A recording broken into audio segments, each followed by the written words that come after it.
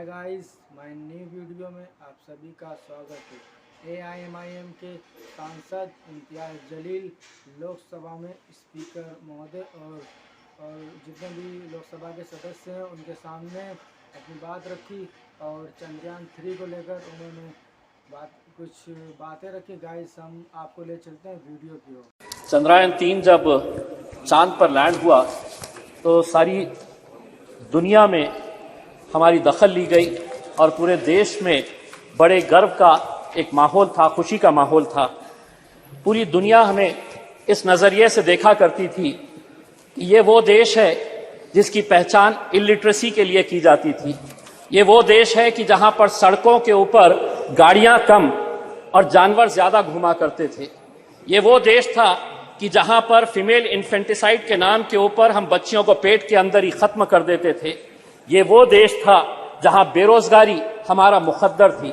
लेकिन आज ये देश बदल गया है और आज पूरी दुनिया इस देश को झुककर सलाम कर रही है। लेकिन अगर कोई ये समझ रहा है कि ये देश इसलिए बदला कि हम राजनीतिक पार्टी के नेताओं ने या कुछ राजनीतिक पार्टी के मंत्रियों और प्रधानमंत्रियों ने इसको बदला है, तो बहुत बड़ी गलतफहमी का हम शिकार है। ये देश अगर बदला है तो युवा शक्ति की वजह से बदला है। ये देश अगर बदला है तो हमारे किसानों की वजह से बदला है। ये देश अगर बदला है तो हमारी महिलाओं की वजह से बदला है, हमारे वैज्ञानिकों की वजह से बदला है। और आज अध्यक्ष महोदय, हम सब बहुत सारे सदस्य ऐसे हैं जिन्हें याद होगा कि एस्ट्रोनॉट राकेश शर्मा जब स्पेस के अंदर गया और उससे पूछा गया था कि वहां से भारत देश कैसा दिखता है, तो उसने कहा था कि सारे जहां से अच्छा हिंदुस्तान हमारा। अध्यक्ष महोदय, अगर इस स्पेस प्रोग्राम को हमें आगे बढ़ाना है तो हमें कहीं ना कहीं से इसे और फंडिंग देने की जरूरत है। लेकिन आज इंडियन स्पेस रिसर्च ऑर्गेनाइजेशन की फंडिंग अगर हम देखते हैं तो क्या वजह है कि 2022 के फाइनेंशियल ईयर के अंदर 13,700 करोड़ रुपए का बजट घटाकर 12,553 करोड़ रुपए कर दिया गया था।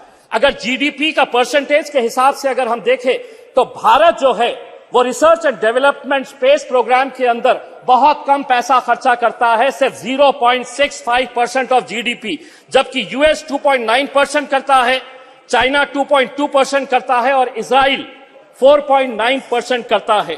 अध्यक्ष महोदय, आज सुबह में जब आदरणीय मंत्री राजनाथ सिंह साहब को सुन रहा था तो उन्होंने बहुत सारे मुद्दों को टच किया। मैंने दोबारा सब्जेक्ट पढ़ा कि यह सब्जेक्ट है क्या, तो पता चला कि चंद्रयान 3 और स्पेस के अंदर हमारी उपलब्धियां।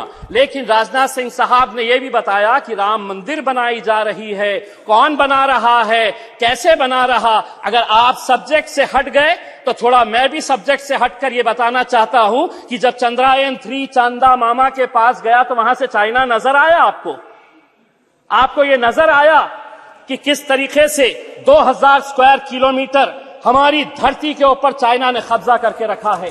लेकिन अध्यक्ष महोदय, राजनीति अपनी जगह। अध्यक्ष, मुझे आज खुशी है कि चंद्रयान के अंदर जितने लोगों का योगदान रहा है उसमें 4 मैं लोगों का खास तौर से नाम लेना चाहूंगा। यकीनन जो हमारे साइंटिस्ट हैं, इस प्रोजेक्ट के डायरेक्टर है सोमनाथ, इसरो के chairperson, mission director S Mohan Kumar, project director Veera Muthuvel, इनके साथ जितनी भी टीम।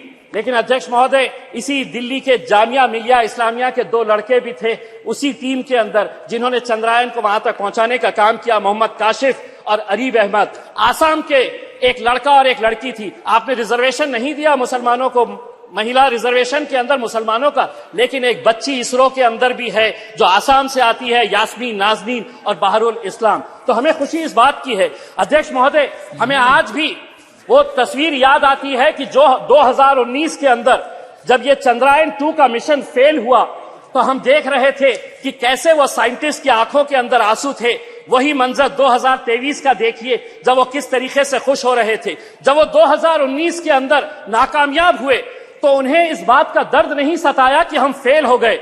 उन्होंने शायद सोहनलाल त्रिवेदी की उस कविता से कुछ सीख ली और आगे बढ़ते रहे। और वो कविता के कुछ पंक्तियां मैं आपको सुनाना चाहता हूं। असफलता एक चुनौती है, स्वीकार करो, क्या कमी रह गई देखो और सुधार करो, जब तक न सफल हो नींद चैन को त्यागो तुम, संघर्ष का मैदान छोड़ मत भागो तुम, कुछ किए बिना ही जय जयकार नहीं होती, कोशिश करने वालों की कभी हार नहीं होती। धन्यवाद। धन्यवाद। उम्मीद करते हैं कि आप लोगों ने वीडियो देख लिया होगा। तो गाइस वीडियो कैसी लगी हमें कमेंट बॉक्स में बताएं और इसी तरह बने रहिए हमारे वीडियो में। तो गाइस नेक्स्ट वीडियो में मिलते हैं, जब तक के लिए बाय।